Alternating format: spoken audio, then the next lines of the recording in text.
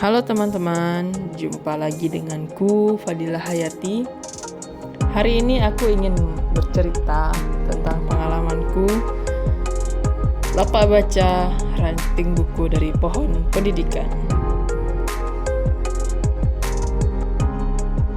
Teman-teman, sekitar 1 tahun yang lalu, aku dan rekan-rekan relawan pernah kembali membuka lapak baca di seberang Padang, Kota Padang.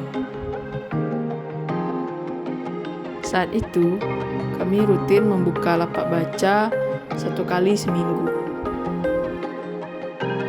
Dari rak-rak buku yang berada di komunitas Tanah Ombak, kami memilih beberapa buku untuk anak-anak di seberang Padang. Tanah Ombak sebagai ruang baca dan kreativitas sudah menginisiasi lapak baca dengan nama Pustaka Bergerak sejak beberapa tahun yang lalu. Semangat untuk bergerak dengan kata-kata "Ku kejar kau sampai membaca". Biasanya kami pukul 3 sore sudah mulai bergerak, berjalan di tepi pantai Kota Padang menuju ke seberang Padang, tentunya melewati jembatan Siti Nurbaya. Dengan angin pantai, kami menuju ke Taman Siti Nurbaya. Di taman itu, kami membuka lapak baca yang sering disambut oleh anak-anak di sana. Memang yang meramaikan lapak baca ini adalah anak-anak mengaji di masjid dekat seberang Padang ini. Tetapi yang konsisten selalu memanggil, berkomunikasi dengan kami para relawan di lapak baca ini adalah anak-anak yang tidak sekolah, teman-teman. Ya, kalau bagiku mereka bukan anak-anak ya, tapi adik-adik kami.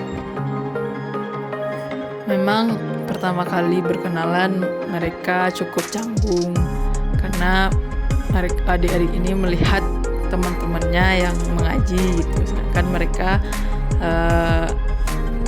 tidak mengaji gitu ya.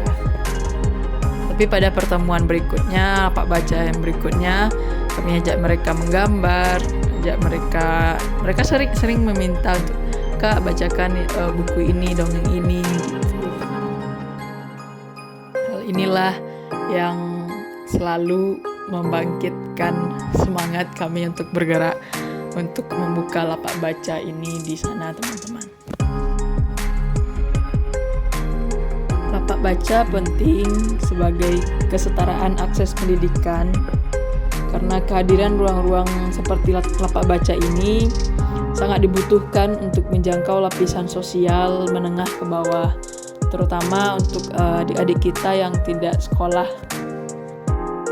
Sungguh sangat disayangkan bahwa kenyataannya di lapangan masih ada adik-adik yang tidak sekolah. Ya, ruang-ruang seperti lapak baca inilah tempat mereka masih ingin menumbuhkan, bermain sambil belajar gitu, teman-teman. Ada beragam faktor yang menjadi penyebab kesenjangan pendidikan ini. Bisa saja karena prioritas ekonomi keluarga dan lain sebagainya.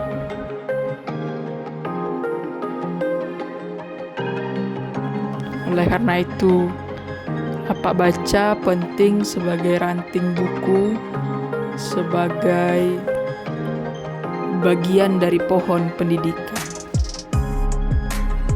Tentunya ini hanya dari pengalaman yang kami rasakan dari melakukan lapak baca ini, teman-teman. Barangkali ada di tempat lain yang juga membuka lapak baca, melakukan pustaka bergerak, yang perlu didukung, diapresiasi tindakan yang telah mereka lakukan. Gerakan-gerakan tersebut bisa mencerdaskan kehidupan bangsa, mewujudkan salah satu dari impian-impian masa depan bangsa Indonesia ini. Dan harapanku untuk lapak baca yang dilakukan oleh siapapun itu tidak dipersulit oleh oknum-oknum tertentu, karena ruang-ruang seperti lapak baca, pustaka bergerak, dan lain sejenisnya merupakan ruang yang dibutuhkan untuk kesetaraan pendidikan, kesetaraan untuk mengenal buku-buku dan memahami makna dari pendidikan. Semangat selalu untuk rekan-rekan relawan lapak baca dimanapun berada. Sekian cerita hari ini. Terima kasih sudah mendengarkan teman-teman. Sampai jumpa di konten berikutnya.